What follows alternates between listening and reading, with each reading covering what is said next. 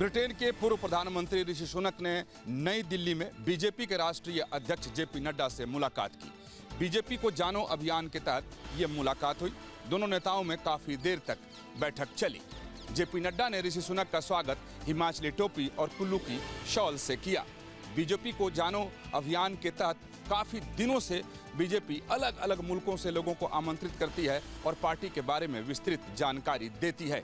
इसके साथ ही कई अहम मुद्दों पर भी ऋषि सुनक और जेपी नड्डा में चर्चा हुई। जेपी नड्डा ने कहा कि जब वो प्रधानमंत्री बने थे तब ब्रिटेन और भारत में एक नई रिश्तों की शुरुआत हुई और गर्मजोशी से दोनों देश अपने रिश्ते को आगे बढ़ा रहे हैं। साथ ही प्रधानमंत्री नरेंद्र मोदी की उपलब्धियों को भी नड्डा ने ऋषि सुनक को बताया। सहयोगी विकास राय के साथ विकास चंद्र, न्यूज स्टेट, उत्तर प्रदेश, उत्तराखंड। ये है नई दिल्ली रेलवे स्टेशन। नई दिल्ली रेलवे स्टेशन पे जो होर्डिंग एरिया है, जहां पर बड़ी संख्या में यात्री इस बार अपना त्योहार मनाने के लिए पहुंचेंगे, उसमें जो बताया गया है 17 तारीख, 18 तारीख और 23 तारीख ये मुख्य तारीखें हैं जिसमें सबसे ज़्यादा भीड़ जो है इस बार आने की उम्मीद है। ये भी बताया गया है कि करीब 15 से 20% भीड़ जो है इस बार यात्रियों की वो बढ़ने की उम्मीद है। कायदा यहाँ पर होर्डिंग एरिया अलग से बनाया गया है ताकि यात्री जो हैं उनको मूवमेंट करने में किसी तरह की दिक्कतों का सामना उन्हें ना करना पड़े। ये आप देख सकते हैं ऑटोमेटिक वेंडिंग मशीन्स यहाँ पर लगाई गई हैं जिसका आप इस्तेमाल यहाँ पर कर पाएंगे। इस तरह की ऑटोमेटिक वेंडिंग मशीन जो है बड़ी संख्या में लगाई गई हैं और वहाँ पे आप देखेंगे उस तरह की सुविधा जैसे कि यहाँ पर लोग अपना टिकट जो है वो यहाँ से वेंडिंग मशीन से जो है वो निकाल रहे हैं। देखिए लखनऊ का टिकट ये ले रहे हैं और लखनऊ के लिए कहाँ पे उतरना है वो श्रमजीवी का टिकट जो है बुक हो रहा है सुपरफास्ट। ये देखिए 180 रुपया का टिकट है और अभी ये जो 360 रुपये 2 लोगों का टिकट, एक मुझे लगा 30 सेकंड लगा होगा। आरक्षित जो टिकट काउंटर है वो आपको दिखाते हैं, वो बाकायदा आप यहाँ पे देखिए ये अनारक्षित टिकट काउंटर हैं जो हमेशा के लिए रहेंगे। अभी फिलहाल करीब आपको बताएं काफ़ी बड़ी संख्या में टिकट काउंटर जो हैं वो यहाँ पर तैयार किए गए हैं। अनारक्षित टिकट है वो यहाँ से आप बुक करा सकते हैं। जैसे कि यहाँ पर लोग आकर के बाकायदा टिकट काउंटर पे आकर के अपना जो अनरिजर्व्ड टिकट है उसको आप यहाँ पर ले सकते हैं। पूरे स्टेशन को बाकायदा कैमरों की नज़र में रखा गया है। तमाम यहाँ पर आपको कैमरे, हाईटेक कैमरे जो हैं वो देखने को मिलेंगे। यात्रियों का मूवमेंट, कोई संदिग्ध व्यक्ति है, किसी के पास कोई ऐसा सामान है जिसको वो छुपा रहा है या लेके जा रहा है, उन पर नजर रखी जाएगी और कहीं पर भी कोई भी शख्स गतिविधि में गलत पाया जाता है उसको तुरंत पकड़ा जाएगा, पूछताछ की जाएगी। वीडियो जर्नलिस्ट जैनेंद्र के साथ सईद आमिर हुसैन, कंट्रोल रूम, नई दिल्ली रेलवे स्टेशन।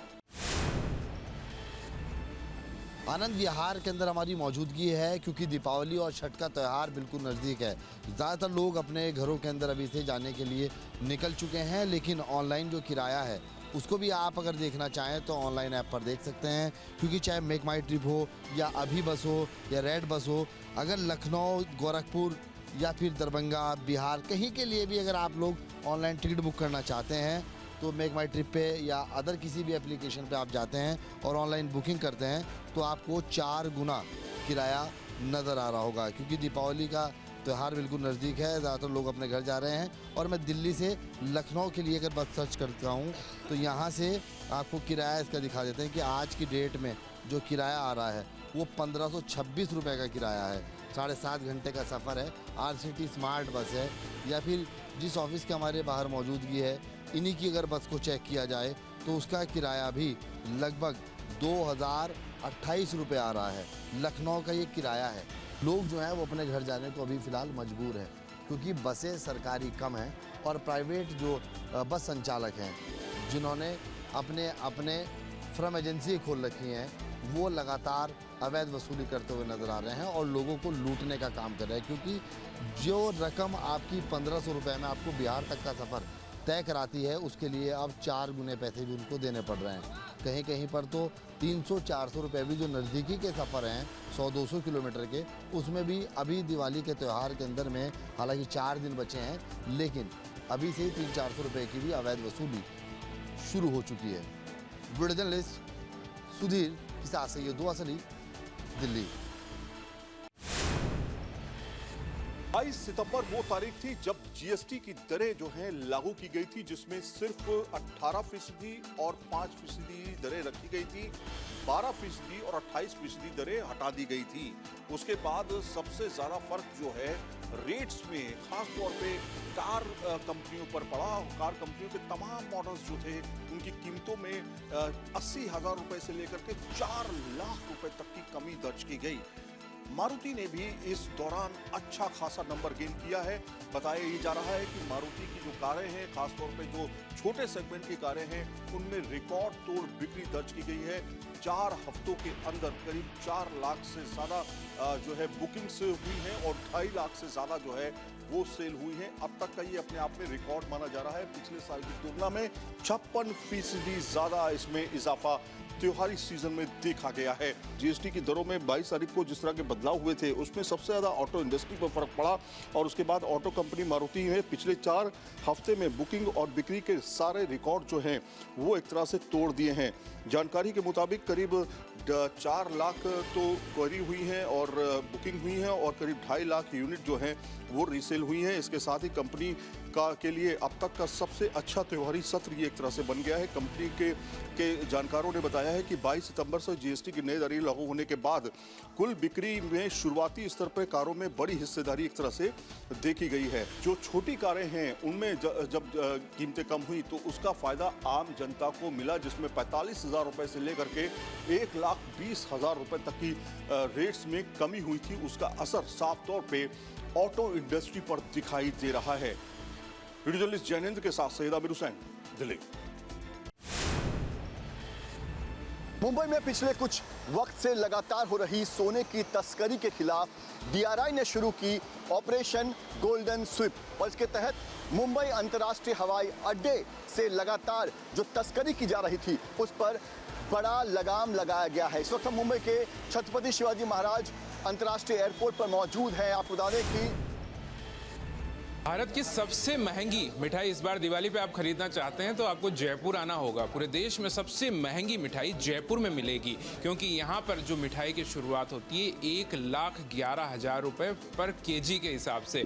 स्वर्ण प्रसादम नाम से एक मिठाई यहाँ पर बनाई गई है जिसकी जो रेट है वो है पर केजी 1,11,000 रुपये। इसके अलावा स्वर्ण भस्म जो कि 85,000 रुपये के पर केजी के हिसाब से मिलती है। तो ये ऐसी मिठाइयाँ हैं जो कि पूरे भारत में कहीं ना मिले या ना मिले, लेकिन जयपुर में आकर आप इनको खरीद सकते हैं। सुनहरी दिवाली या फिर कहें दिल से दिवाली, कुछ इसी तरह का यहाँ पर टैगलाइन के साथ इन मिठाइयों को यहाँ पर सेल किया जा रहा है।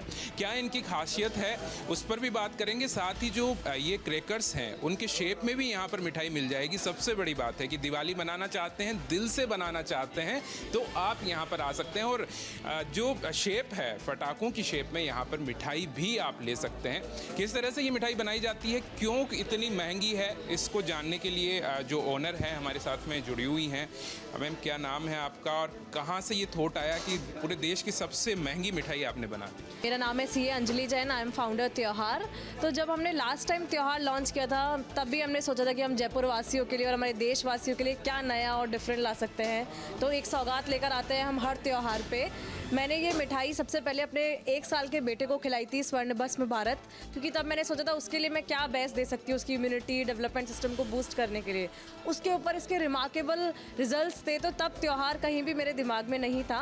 लेकिन जब मैंने त्योहार लॉन्च किया तो मैंने सोचा कि जो अपनापन से मैंने अपने बच्चे को पाला है, त्योहार इज़ ऑल्सो माई बेबी, तो मैंने अपने देशवासियों के लिए भी सेम प्रोडक्ट को थोड़ा सा और प्रीमियम और मॉडिफिकेशन के साथ लॉन्च किया लास्ट दिवाली पे। इस दिवाली पे हमने उसका और इम्प्रूवमेंट और बेटरमेंट किया है। वीडियो जर्नलिस्ट राजू के साथ में शरद पुरोहित, जयपुर। मुंबई के जवेरी बाजार में सोने चांदी की काफ़ी दुकानें, हज़ारों दुकानें हैं और यहाँ खरीदी करने के लिए यानी सोना चांदी खरीदने के लिए काफ़ी भीड़ उमड़ती है। जवेरी बाजार के कई दुकानों में चांदी मिल नहीं रही है। लोग खरीदने के लिए आ रहे हैं लेकिन चांदी मिल नहीं रही है और सोने का भाव जो है वो आसमान छू चुका है।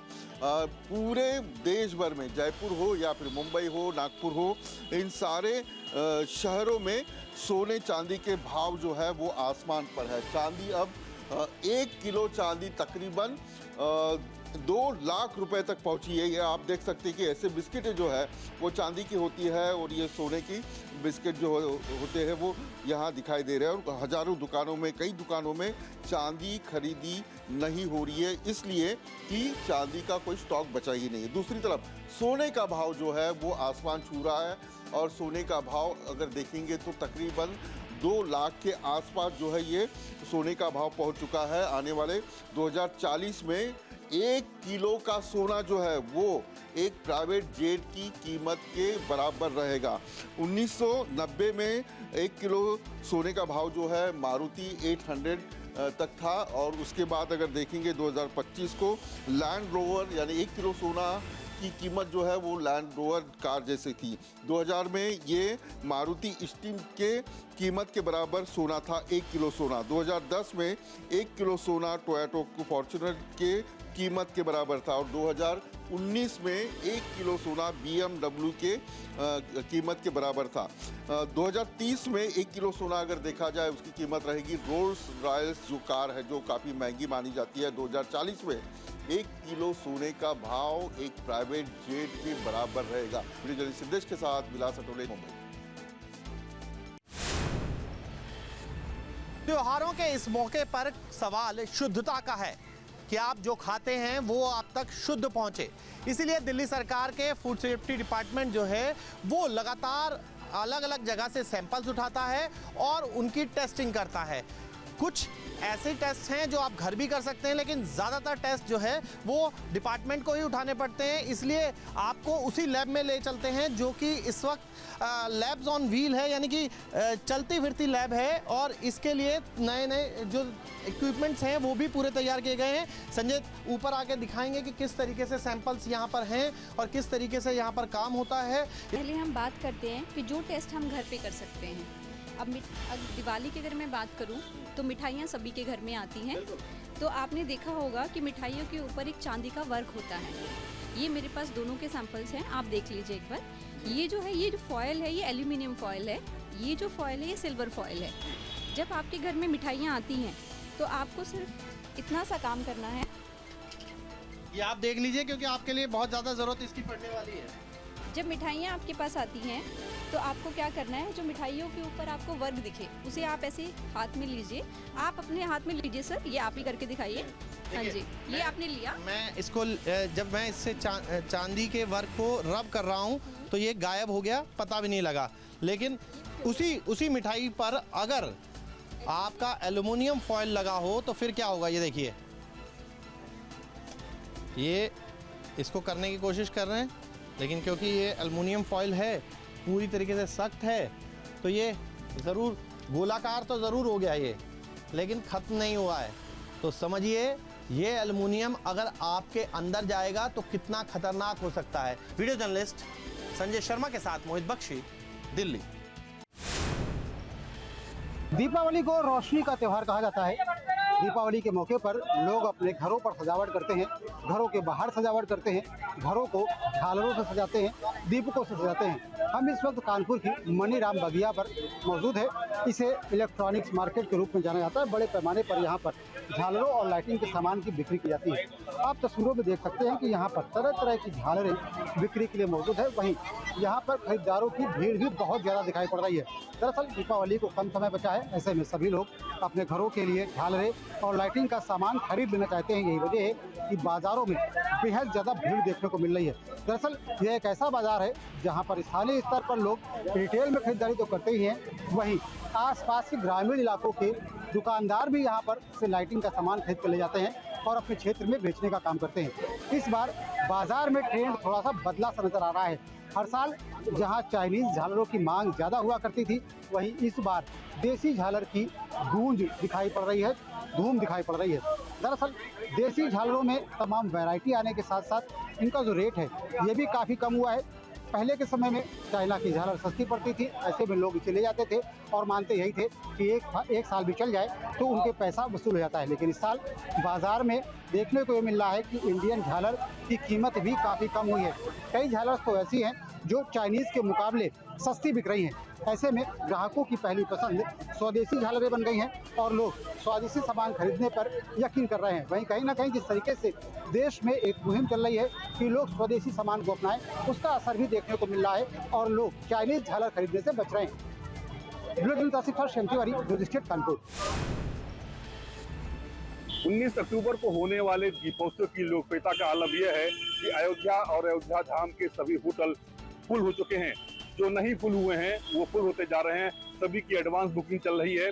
10 से 15 दिन पहले, यहाँ तक कि 1 महीने पहले ही दीपोत्सव के लिए होटल की बुकिंग शुरू हो चुकी थी और अब अयोध्या और अयोध्या धाम दोनों जुड़वा सिटी के जितने भी होटल हैं, होम स्टे हैं, चाहे होटल बड़े हो छोटे हो, लगभग सभी फुल हो चुके हैं। हमारा होटल एकदम फुल है और अयोध्या के लगभग सभी होटल और गेस्ट हाउस लगभग फुल हो चुके हैं। Home stay, guest house, hotel, resort जितने हैं सब बहुत भीड़ आ रही है दीपोत्सव के दौरान।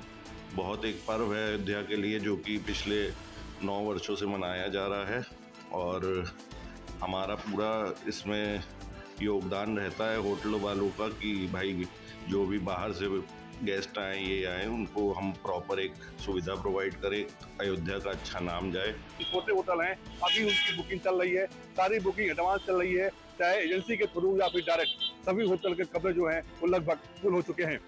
केबी शुक्ला, न्यूज़ स्टेट, अयोध्या। हिंदू त्योहार, हिंदू से व्यापार और हिंदू से व्यवहार, यह स्लोगन दिए हैं इंदौर के बजरंग दल वालों ने। इंदौर में विश्व हिंदू परिषद बजरंग दल ने इंदौर शहर भर में पोस्टर चस्पा करे हैं जिसमें यह स्लोगन दिया गया है। उनका स्पष्ट रूप से कहना है कि जब पहलगाम का हमला हुआ था तो धर्म पूछकर गोली मारी गई थी, तो अब उनसे व्यापार और व्यवहार क्यों करें, क्योंकि दीपावली हो, धनतेरस हो या भाई दूज हो, वह हिंदुओं का त्यौहार है। तो इसी को लेकर इंदौर शहर में बड़े स्तर पर मुहिम चलाई गई है जिसमें कई दुकानों पर पोस्टर चस्पा किए गए हैं। तो इसके साथ साथ कई जो दूसरे समाज के जो दुकानदार हैं उनके बाहर खड़े होकर विरोध करने की भी बात हिंदू संगठन द्वारा की गई है। अब आने वाले समय में देखना होगा कि किस तरीके का व्यवहार इंदौर का आम जन करता है, क्या उनसे व्यापार करता है या नहीं करता है, क्या उनसे खरीदारी करता है या नहीं करता है, तो वह देखने वाली बात होगी। इंदौर से सचिन भरानी, न्यूज़ स्टेट। संबल हिंसा के आरोपी मुल्ला अफरोज पर राष्ट्रीय सुरक्षा कानून NSA की लगाया गया है। दरअसल आपको बता दें कि संबल में जो 24 नवंबर 2024 में जो शाही जामा मस्जिद नाम हरिहर मंदिर को लेकर के हिंसा भड़की थी, उस पर मुल्ला अफरोज पर आरोप है कि जहां पर जो भीड़ में जो हिंसा भड़की उनके हथियारों को मुहैया कराने का उस पर आरोप है। वहीं संबल कोतवाली पुलिस ने 19 जनवरी 2025 को गिरफ्तार कर मुल्ला अफरोज को जेल भेजकर उसे न्यायालय हिरासत में ले लिया गया है। बताया जा रहा है कि पुलिस की पूछताछ में अभियुक्त मुल्ला अफरोज पर आरोप है कि वो सारिक साठा गैंग का सदस्य और उसके गैंग के लिए काम करता था। इसी को लेकर के उसके इशारे पर दिल्ली NCR देश के विभिन्न राज्यों में महंगी गाड़ी चोरी कर बांग्लादेश, आसाम व नेपाल भेजा जाता था। उससे लेकर जो हथियार थे उन्हें सप्लाई करता था। तो कहीं ना कहीं जिस तरीका से लेकर के जो संबल हिंसा का आरोपी है जो मुल्ला अफरोज, उस पर जो कार्रवाई की गई है वो संबल SP कृष्ण कुमार बिश्नोई के द्वारा पुष्टि की गई है। तो जिस तरीका से जो विदेशी हथियारों की डिलीवरी में जो शामिल हुआ करता था जो मुल्ला अफरोज है, जो सारिक साठा गैंग का सदस्य बताया जा रहा है। संबल से वीडियो जर्नलिस्ट के साथ सत्य पहले यादव, न्यूज़ स्टेट्स। मध्य प्रदेश के छिंदवाड़ा में इन दिनों एक के बाद एक बीमारियां फैल रही हैं। बीते दिनों कोल्ड ड्रिप कफ सिरप के चलते कई बच्चों की मौत हो गई। वहीं अब ताज़ा मामला छिंदवाड़ा के रजोला गांव से सामने आया है, जहां कुएं का जहरीला पानी पीने से पूरा गांव बीमार हो गया है। जानकारी के मुताबिक कुएं का पानी संक्रमित था। इस कुएं का पानी करीब 150 घरों के लोगों ने पिया। कुएं का दूषित पानी पीने से करीब 60 लोगों की तबीयत बिगड़ी है। ये सभी लोग उल्टी दस्त से पीड़ित हैं। जांच रिपोर्ट में पानी दूषित पाया गया है। वहीं गांव में पेयजल की वैकल्पिक व्यवस्था बनाई गई है। मरीजों का उपचार अस्पताल में चल रहा है। आज सुबह से हमको भी जानकारी मिली थी आशा और एएनएम के माध्यम से कि यहाँ पे 10-12 घरों में जो हैं लोग उल्टी और दस्त की शिकायतों से परेशान हैं। उल्टी तो नहीं हो रही, दस्त की शिकायतों से 2-3 दिन से परेशान है। तो संभवतः पानी जो कंटामिनेटेड वाटर है उसके कारण ही लग रहा है कि लोगों में दस्त की शिकायतें हो रही है। अभी हमने गांव में जाके हाउस टू हाउस सर्वे किया है और सभी को जो भी दस्त की शिकायतों से पीड़ित जो मरीज लोग थे उन्हें सभी को हमने मेडिसिन और ORS का घोल हमने सबको बनाने का और उबाल के पानी पीने की सलाह दी गई है। लगभग कितने मरीजों को यहाँ लगभग 50 मरीज हैं जो दस्त की शिकायत से पीड़ित हैं। तो इन सभी मरीजों को हमने दवाएं वितरित कर दी गई है। Mahesh Chandak, news state, Uttar Pradesh, Uttarakhand. राजस्थान का बाड़मेर जिला, जहां पर सिंधधारी गांव के पास में जो मेगा हाईवे है उस पर एक ट्रेलर और जो स्कॉर्पियो कार है उसमें जोरदार भिड़ंत हो गई। भिड़ंत इतनी जोरदार थी कि तत्काल उन दोनों गाड़ियों में आग लग गई और जो स्कॉर्पियो सवार 5 लोग थे वो बाहर भी नहीं निकल पाए। उसमें से 4 लोगों की झुलसने से मौत हो गई। एक व्यक्ति इस घटना में घायल हो गया जिसके अस्पताल में उपचार फिलहाल जारी है। जो सिंधधारी थाना पुलिस है उन्होंने मुकदमा दर्ज कर लिया है। इस पूरे मामले की जाँच कर रही है। ये पता लगाने की कोशिश कर रही है कि आखिर क्या ओवरटेक करने की वजह से ये पूरा हादसा हुआ या इस हादसे की वजह क्या रही है, उस एंगल पे भी फिलहाल जांच की जा रही है। दूसरी ओर जो अस्पताल है वहां पर जो घायल व्यक्ति है उसका उपचार चल रहा है। जल्द से जल्द कोशिश की जा रही है कि उसकी भी जान बचाई जा सके। लेकिन दूसरी तरफ जो पुलिस है, सिंधधारी थाना पुलिस, उनकी जांच इस पूरे मामले में जारी है। वीडियो जर्नलिस्ट राजू के साथ में शरद पुरोहित, सिंधधारी, बाड़मेर। मध्य प्रदेश के इंदौर में किन्नरों के आपसी विवाद ने एक भयानक रूप धारण कर लिया है। नंदलालपुरा इलाके में एक गुट ने लगभग 24 किन्नरों ने बंद कमरे में सामूहिक रूप से फिनाइल पी लिया। शहर के पंडरीनाथ इलाके के नंदलालपुरा इलाके में उस समय हड़कंप मच गया जब फिनाइल पीने की सूचना पुलिस को मिली। सूचना मिलते ही पुलिस के आला अधिकारी मौके पर पहुंचे, कमरे को खुलवाया गया और उसके बाद एम्बुलेंस सहित पुलिस वाहनों के जरिए सभी किन्नरों को एमवाय अस्पताल इलाज के लिए पहुँचाया गया। सभी 24 किन्नरों की हालत अब खतरे से बाहर है और उनका उपचार जारी है। समय रहते मेडिकल सहायता मिलने से बड़ी अनहोनी टल गई। किन्नर समाज का डेरा है, वहाँ कुछ हंगामे की सूचना मिली थी। मौके पर तत्काल थाना प्रभारी पंडरीनाथ, एसीपी सराफा और मैं वहाँ पर पहुँचे बल के साथ। तो जानकारी मिली कि कुछ किन्नरों ने जो है वो संदिग्ध वस्तु का सेवन कर लिया है, पी लिया है। तत्काल उन्हें उपचार के लिए एमवाय ले जाया गया पुलिस वाहन से और अन्य वाहनों से। और वर्तमान में 24 किन्नर यहाँ उपचाररत हैं, सभी स्टेबल हैं, आउट ऑफ डेंजर हैं। सचिन बरानी, news state, Uttar Pradesh, Uttarakhand.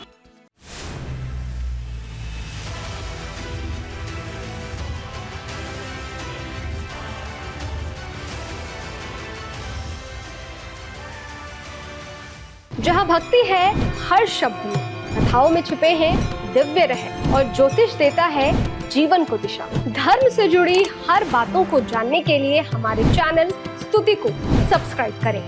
Channel पर जाने के लिए इस लिंक पर क्लिक करें।